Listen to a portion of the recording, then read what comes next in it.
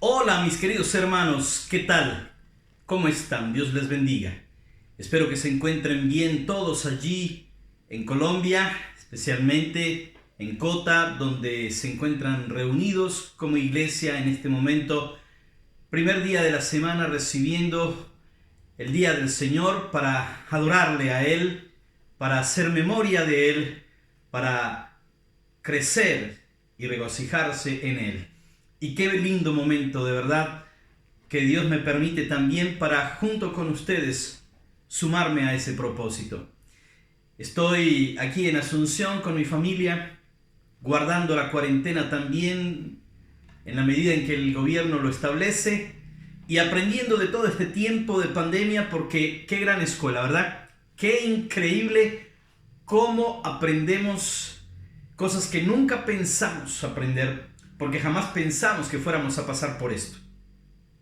La verdad es que Dios tiene un plan. Dios tiene un propósito con todo esto. Y téngalo por seguro, querido hermano, querida hermana que me escucha, que después de este tiempo, porque lo vamos a pasar, con seguridad lo vamos a pasar en la voluntad del Señor. Después de este tiempo, usted y yo quedaremos preparados, como dice la Escritura, para toda buena obra. Claro que sí, porque después de todo esto, ¡wow, mamita querida! Definitivamente el Señor habrá trabajado en nuestros corazones, nuestro carácter, nuestra persona, nuestras mentes, todo nuestro ser, para que nosotros podamos vivir vidas como corresponde a hijos de Dios. Le comenté a mi esposa, le dije, amor, ¿cómo te parece que los hermanos allí en Bogotá, especialmente en Cota, quieren que yo hable para la iglesia el día domingo? Y ella me dijo, ¡ay, qué bueno! ¿Vas a ir a Colombia? Y le dije, no. Es por internet, yo tengo que enviarles el mensaje. Y me dijo, pero si te invitaran a Colombia, ¿irías? Y le dije, no, ahora en este tiempo de pandemia, jamás.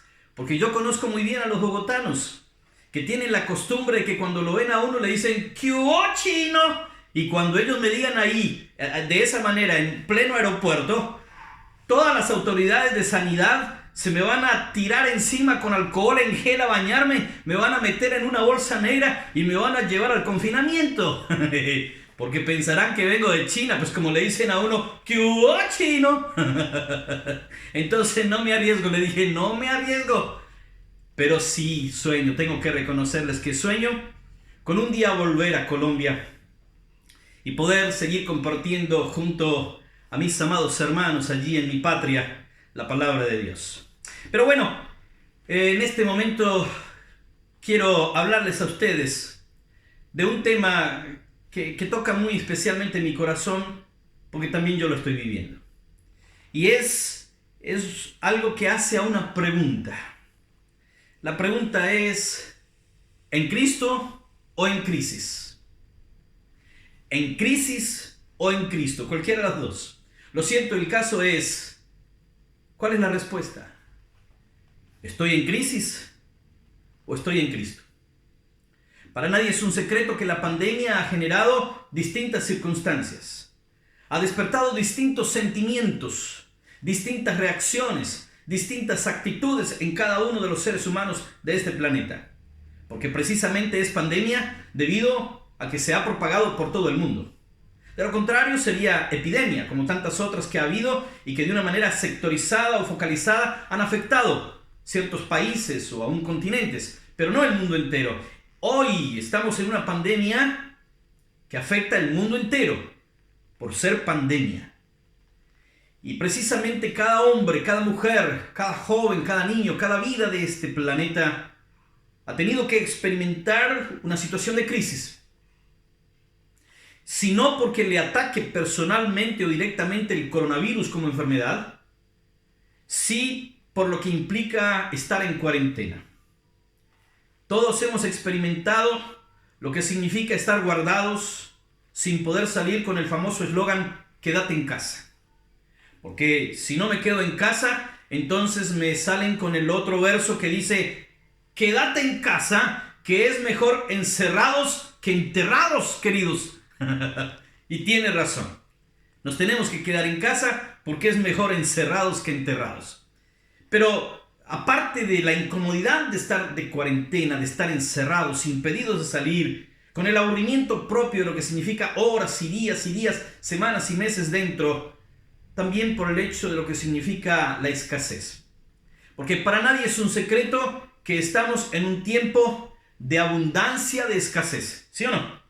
Abunda la escasez. Es triste ver una cantidad de salones cuando salgo en mi auto y encuentro por todos lados salones que antes eran boutiques, que eran almacenes, comercios, tiendas y demás, y que hoy en día dice se alquila o se vende. Una gran cantidad de personas se han quedado sin empresa. Tuvieron que despedir sus empleados, cerrar sus puertas, guardar sus productos o venderlos. Una gran cantidad de personas se han quedado sin empleo y están en sus casas sin saber qué más sigue. Muchos están experimentando el hecho de buscar ollas comunales.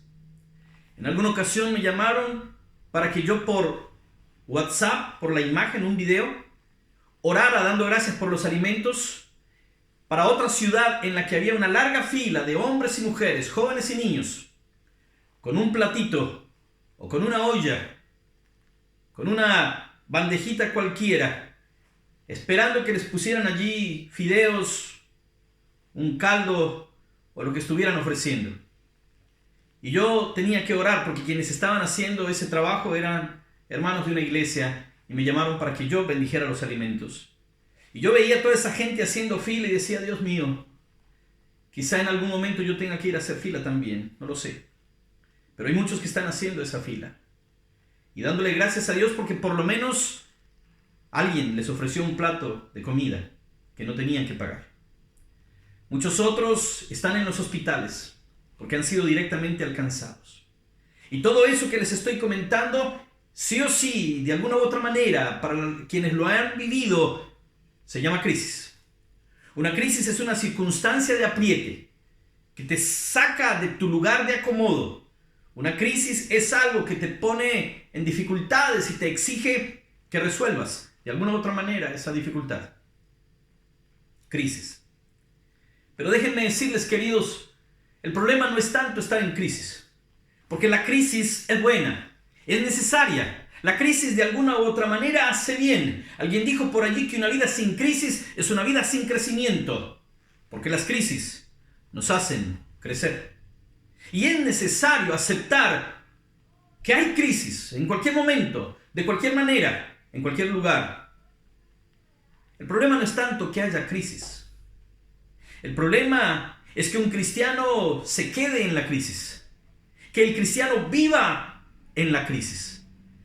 Y ahí es donde no podemos, queridos, permitir que nuestra vida se sumerja en la crisis, permanezca en la crisis y no salga de la crisis.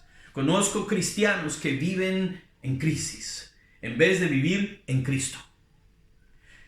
Queridos, la palabra de Dios nos promete que no tenemos por qué vivir en crisis porque Él nos da la salida. Especialmente cuando se trata de la preocupación constante de qué va a pasar con mi vida, qué voy a comer mañana, qué voy a trabajar, qué dinero me va a ingresar, cómo podré llevar adelante mi familia, mi negocio, cómo podré resolver mis problemas económicos, cómo podré sustentar a los míos. Bueno, la palabra de Dios dice que nosotros podemos tener la seguridad de que Él se hará cargo de ello. Miren, si ustedes tienen allí sus Biblias, por favor acompáñenme a mirar en el capítulo 4 del libro de Filipenses, versículo 19, y en esa porción la palabra del Señor nos habla, Filipenses capítulo 4, versículo 19, y nos dice: mi Dios pues suplirá todo lo que os falta conforme a sus riquezas en gloria en Cristo Jesús. Y yo quiero hacer énfasis allí en lo que la palabra de Dios dice. Mi Dios, está hablando el apóstol Pablo, mi Dios. Qué importante manera de empezar este versículo. Miren que no dijo Dios o el Dios de la creación. Él dijo mi Dios, que es lo que tú y yo debemos decir. ¿Para qué? Para tener claro y bien en cuenta que el Dios del universo es tu Dios y es mi Dios, y por lo tanto yo tengo una relación personal con Él. Como cuando el Señor Jesucristo nos dijo en el Evangelio según San Mateo que oráramos de la siguiente manera: Padre nuestro, que estás en el cielo, santificado sea tu nombre, vénganos tu reino, hagas tu voluntad así como en el cielo, también en la tierra. Y el pan nuestro de cada día, dánoslo hoy.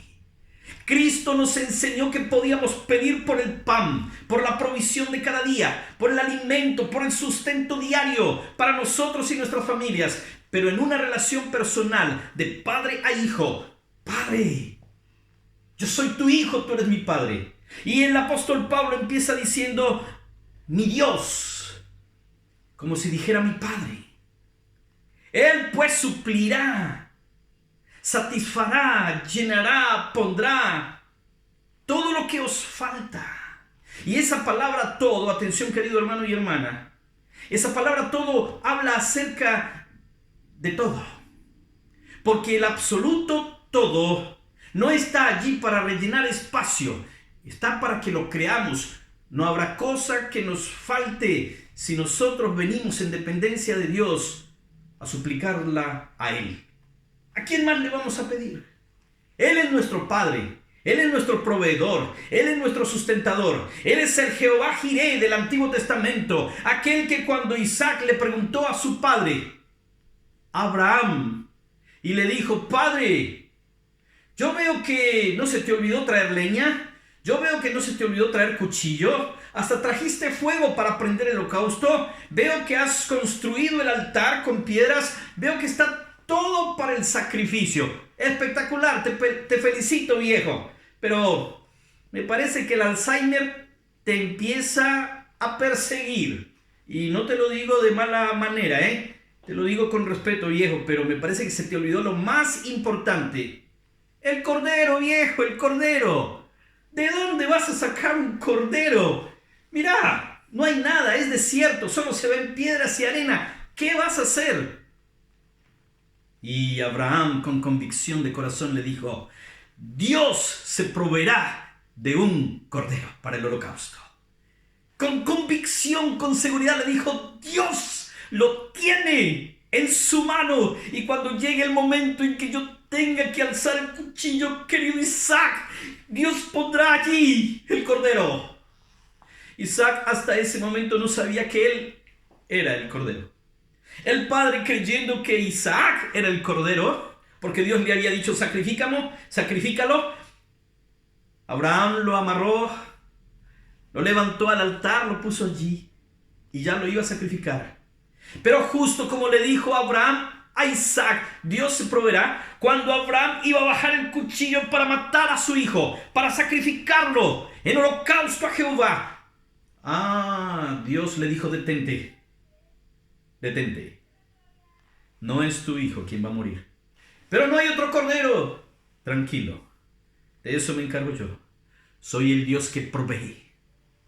Del medio de la nada, en el medio del desierto, donde no hay ganado, donde no hay ovejas, donde no hay lo que tú buscas, yo lo pongo. Allí hay un cordero. Hay un carnero trabado en un arbusto. Ve por él. Justo así sucedió. Fue Abraham a mirar y allí estaba el cordero para el sacrificio. El Dios de la provisión, Jehová Jireh, había hecho su trabajo. Cuando Abraham menos lo pensaba, porque Abraham pensaba que tenía que matar a su hijo. Isaac ya amarrado y sobre el altar dijo, perdí, aquí ya, esto ya no es para mí. Me fue peor que a perro en misa, que todo el mundo lo pisa. Definitivamente hoy no es mi día. Con los ojos vendados digo, chao. Son ella. Esto tiene fin y se llama muerte. Y de pronto escucha la voz de Dios diciendo, no, hay un cordero. Queridos hermanos, cuando más aprietan las cosas, cuando más difíciles están las cosas, cuando todo parece imposible, es ahí cuando el Dios de lo imposible lo hace posible, porque le encanta, le fascina experimentar la dificultad y la imposibilidad Es experto en dificultades y en imposibilidades. Le fascina cuando todo está más difícil. Es que Dios nunca ve un problema donde usted y yo lo vemos. Usted y yo puede ser que estamos sorprendidos con este coronavirus. Dios no.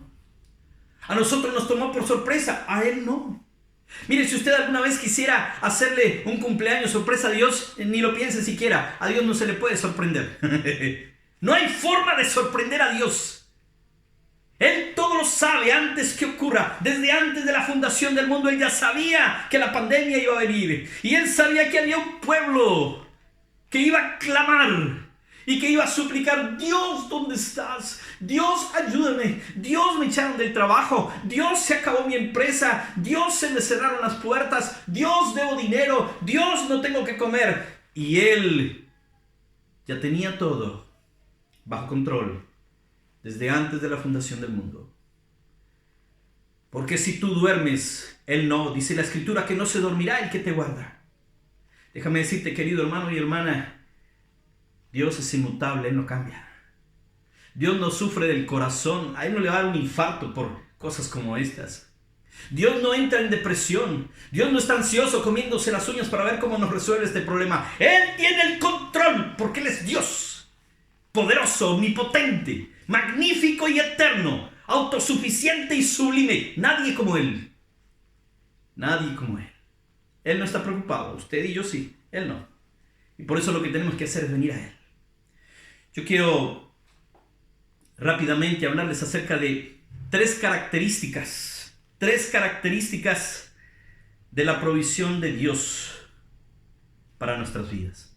La primera la encontramos en el libro de Jeremías, capítulo 5, versículo 24. Miren lo que dice la palabra de Dios. Dice: vivamos con temor reverente ante el Señor nuestro Dios, porque nos da la lluvia cada primavera y otoño, asegurándonos una cosecha en el tiempo apropiado.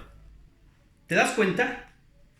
Él nos asegura una cosecha en el tiempo apropiado. ¿Sabes qué significa eso? En su tiempo. En su tiempo. Y por eso déjame decirte que la primera característica de la provisión de Dios es que es una provisión a tiempo. No, Dios nunca llega tarde, así como nunca se adelanta. Dios llega cuando tiene que llegar, en el momento exacto, en el momento preciso. Cuando usted cree que usted va a caer en el precipicio, Él va allí y lo agarra. Cuando usted cree que todo está perdido, Él le demuestra que no es así. Cuando usted cree que ya no puede resolver esa situación, Él le da la solución. Porque Él nunca llega tarde. Él siempre llega en el tiempo que tiene que llegar. Eso sí, atención con lo siguiente: en su tiempo, no en el suyo ni en el mío. La palabra de Dios dice: mis pensamientos no son tus pensamientos, ni mis caminos son tus caminos. Es en el tiempo de Dios, no en el nuestro. Hay ocasiones en que pensamos que Dios no nos responde porque sencillamente no escuchamos que nos diga sí. Posiblemente Dios ya dijo: espere, y ese es el tiempo de Dios, que tenemos que esperar. Pero a nosotros nos parece que tendría que haber dicho sí, y como no dijo sí, entonces dijimos: no me respondió. Claro que respondió. Dios siempre responde, solo que no siempre responde lo que usted y yo queremos.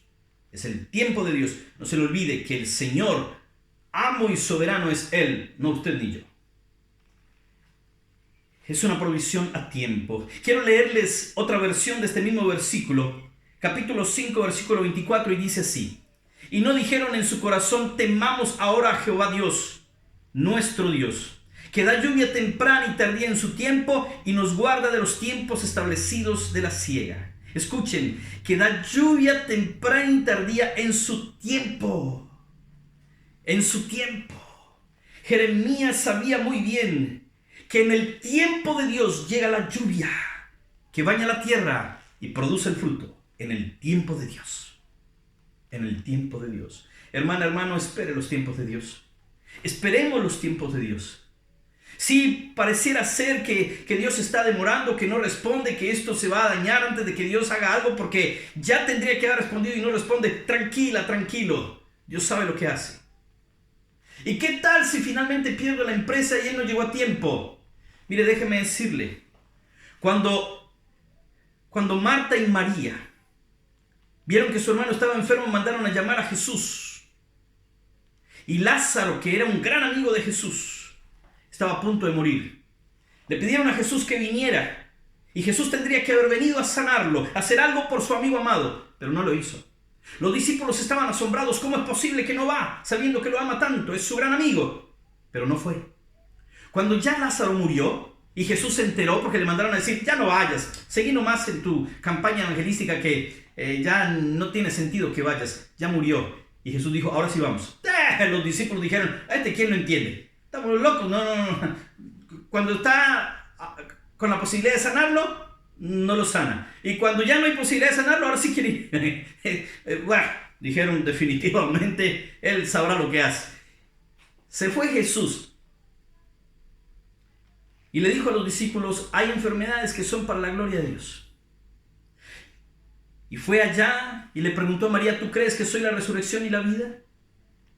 Que el que cree en mí, aunque esté muerto, vivirá. Y recién cuando Marta y María, pero principalmente Marta, porque fue a ella quien le preguntó, cuando Marta respondió: creo que tú eres la resurrección y la vida. Creo que el que muere, pero ha creído en ti, no morirá eternamente.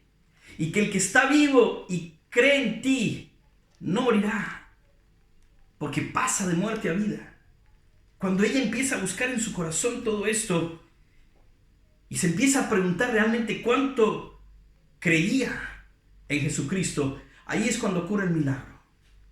Hermano, déjame decirte con el corazón delante del Señor. A veces Dios permite que pasen cosas como la que le pasaron a Marta y a María, que su hermano finalmente muriera, para que ellas pudieran mirar en su corazón y preguntarse cuánto realmente creían de lo que creían que creían. Tal vez usted y yo en esta pandemia estamos siendo probados por Dios, para que finalmente miremos dentro nuestro y nos preguntemos: ¿cuánto realmente creo yo de lo que creo en aquel que creo? Porque allí es donde nos vamos a dar cuenta de si nuestra fe realmente es una fe sólida, una fe construida sobre convicciones, sobre principios, sobre la palabra de Dios, o sobre nuestras expectativas, sobre nuestras ideas, sobre nuestro parecer y nuestro querer. Sí, Dios nos está permitiendo pasar por crisis, para que nosotros realmente nos demos cuenta de si nuestra fe y nuestra confianza está puesta en Él o no. Porque es en el tiempo de las pruebas en que Dios trabaja nuestro carácter, para perfeccionarlo y llevarlo a ser conforme a la persona de Cristo, el varón perfecto. Dios nunca llega tarde. Su provisión siempre llega a tiempo. Nos da la lluvia temprana y tardía en su tiempo. Pero no solamente una provisión a tiempo es parte de la característica de la provisión de Dios. No solamente eso. Mire, es importante entender que en todo tiempo debemos recordar que no hay angustia que agote las provisiones de Dios. No hay angustia que agote las provisiones de Dios. En los tiempos de mayor necesidad y mayor crisis, Dios sigue siendo tan abundante como siempre y sigue respondiendo como siempre a nuestro clamor. Por eso, la segunda característica de la provisión de Dios es que es una provisión abundante, no solo a tiempo, sino abundante. En el libro de 2 de Corintios capítulo 9, versículo 8, 2 de Corintios 9, 8, dice así: y Dios puede hacer que toda gracia abunde para ustedes, de manera que siempre, en toda circunstancia, tengan lo necesario y toda buena obra abunde en ustedes. ¡Qué increíble! Y Dios puede hacer que toda gracia abunde para ustedes, de manera que en toda circunstancia, en pandemia, en coronavirus, en escasez, sin trabajo, con enfermedad, sabiendo que les abandonó el marido, la mujer, el hijo, el papá, el hermano, quien quiera que sea que los abandonó, en cualquier circunstancia que se encuentren, Dios puede hacer que toda gracia abunde. Abunde. La provisión de Dios no es escasa.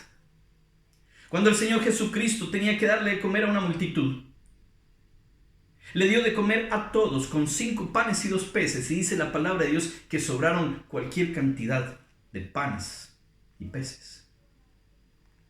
Cuando el Señor Jesucristo vio a las multitudes desamparadas y dispersas como ovejas que no tienen pastor, Él se entregó por completo, no una parte de Él, por completo.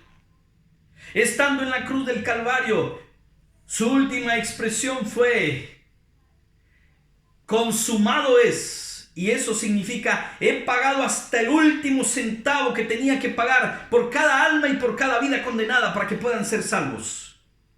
Abundante. Siempre lo entrega todo. Nunca da con mezquindad ni con escasez. El Señor no te va a faltar. Hermana, hermano, déjeme decirle en el amor del Señor, aunque yo no conozco su vida, aunque yo no estoy en su casa y no estoy viviendo con usted su circunstancia, yo estoy plenamente seguro que usted tiene mucho más de lo que merece. Mucho más de lo que merece. Porque la palabra de Dios enseña que la paga del pecado es muerte. Muerte en el infierno. Y si hay algo que usted y yo merecemos, es estar allí, en el lago que arde con fuego y azufre, que es la muerte segunda. Tendríamos que estar bajo el fuego que nos consumiría, terriblemente inundados y sumergidos por el hervor de fuego en el infierno. Pero contrario a eso, tenemos una vida eterna maravillosa que nos espera en Cristo Jesús. Contrario a eso, tenemos una familia a quien amar y por quien ser amados. Contrario a eso, tenemos el pan de cada día, así sea duro, pero pan igual. Tenemos el sol que brilla. Tenemos el oxígeno que no pagamos por él, igual todos los días lo respiramos. Tenemos el canto de las aves, la fragancia de las flores y el maravilloso color del arco iris cada día a nuestro beneficio. Nosotros tenemos mucho más. No solo de lo que queremos, sino de lo que necesitamos. Algunos de nosotros tenemos lujos más allá de nuestras necesidades. Es una provisión abundante, porque el Dios que nos la da es abundante. En el desierto el pueblo de Israel recibía el maná y sobraba. Pero aunque ellos querían guardar, Dios les decía: no vayan a guardar, porque se agusana. Pero y para mañana, yo mañana les proveeré, no se preocupen. Cada día Dios se preocuparía de darles lo que necesitaban. No desmayemos. Hay abundancia en la provisión de Dios. Pero no solo la provisión de Dios es una provisión a tiempo, que no llega tarde, y abundante, que no es escasa. Hermanos, déjenme decirles que la provisión de Dios para nuestras vidas también es una provisión amorosa. Miremos en el libro de Corintios, 2 de Corintios, capítulo 8, versículo 9. Mire, hace un momentito vimos 2 de Corintios 9, 8. Ahora vamos a mirar 2 de Corintios 8, 9. En el 9, 8 hablaba de la abundancia de la provisión de Dios. Pero en el 8, 9 dice: porque ya conocen la gracia de nuestro Señor Jesucristo, que por amor a ustedes se hizo pobre siendo rico, para que ustedes con su pobreza fuesen enriquecidos. Atención otra vez. Ustedes ya conocen la gracia. Gracia es regalo inmerecido, favor de Dios que no merecemos. Como les decía, ahora tenemos más de lo que merecemos y necesitamos. Ustedes ya conocen esa gracia de nuestro Señor Jesucristo, que por amor a ustedes se hizo pobre siendo rico, para que ustedes con su pobreza fuesen enriquecidos. Ahí está la provisión de Dios.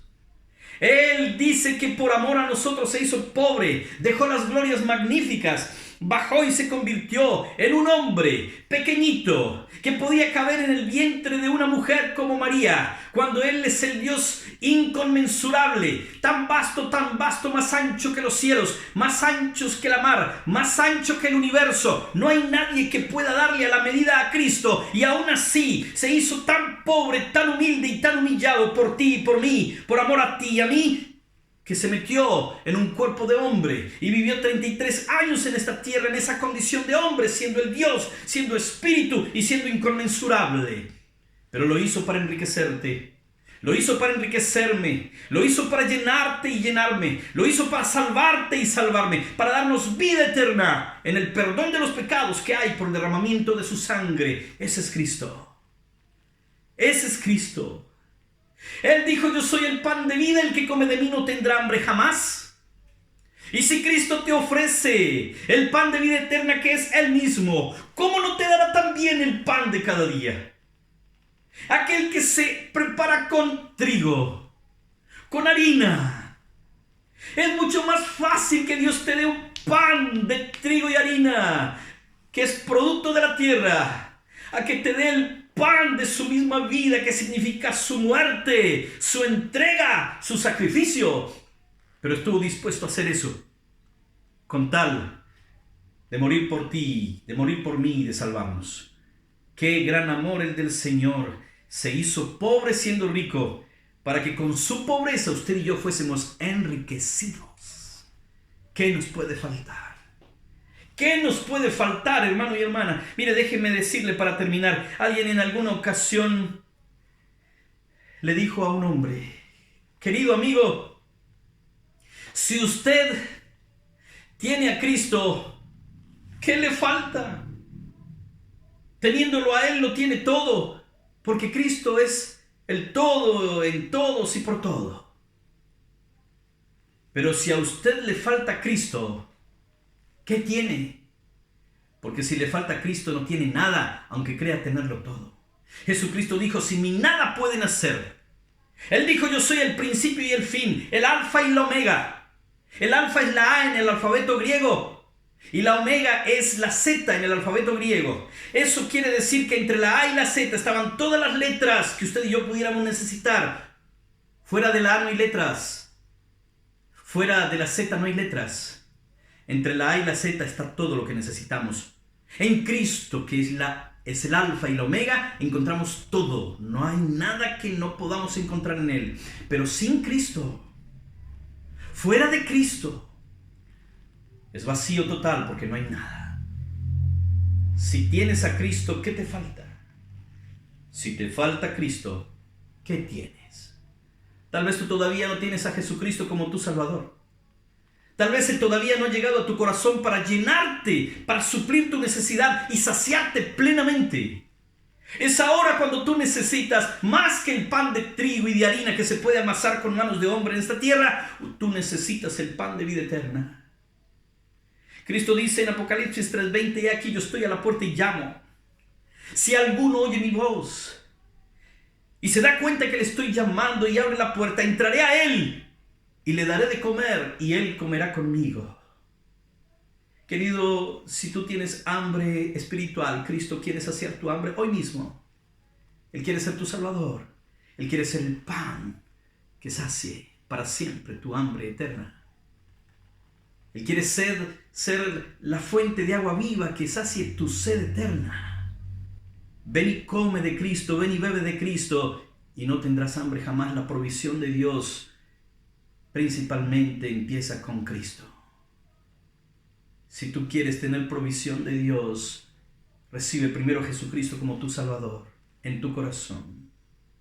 Y de allí en adelante dile: Señor, yo entrego mi vida para que tú hagas conmigo lo que quieras. Entrego todo lo que tengo, todo lo que soy en tus manos.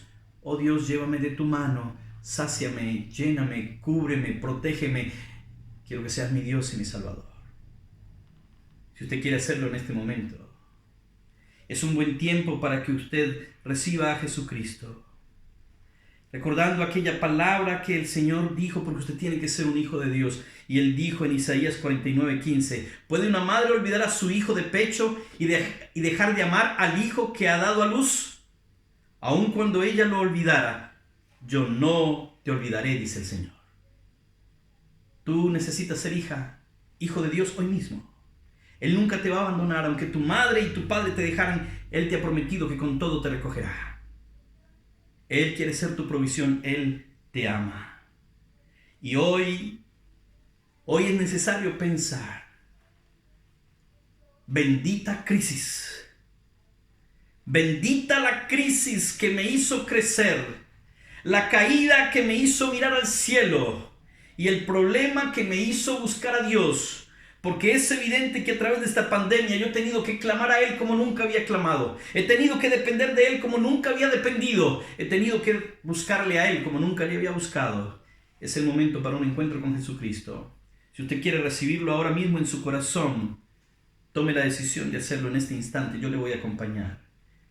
Y recuerde, es mejor estar en Cristo que estar en crisis, porque los que tenemos a Jesús no estamos en crisis, estamos en Cristo. Cierre sus ojos conmigo y haga esta oración sencilla allí donde está y dígale: Señor Jesús, yo quiero aprender a confiar en ti. Yo quiero en medio de la crisis venir a Cristo, abrazarme a Él y no soltarle nunca más. Yo te ruego, Jesucristo, que perdones mis pecados, porque he pecado contra ti, sé que merezco el infierno. Sé que te he ofendido, mi corazón está sucio, pero yo creo que tú puedes lavarlo con tu sangre bendita derramada por mí en la cruz. Y ahora mismo, dile así: ahora mismo recibo a Jesús en mi corazón como mi único Salvador. Quiero que Él sea mi provisión principal. Quiero comer el pan de vida y beber el manantial que sacia toda sed, que es Cristo Jesús. Yo acepto a Jesucristo ahora como mi único Salvador. Y entrego mi vida y la de mi familia en sus manos, para que el Señor nos sostenga, nos sustente, nos provea conforme a su voluntad, porque confiamos en su gran amor. Gracias, Jesús, por escucharme.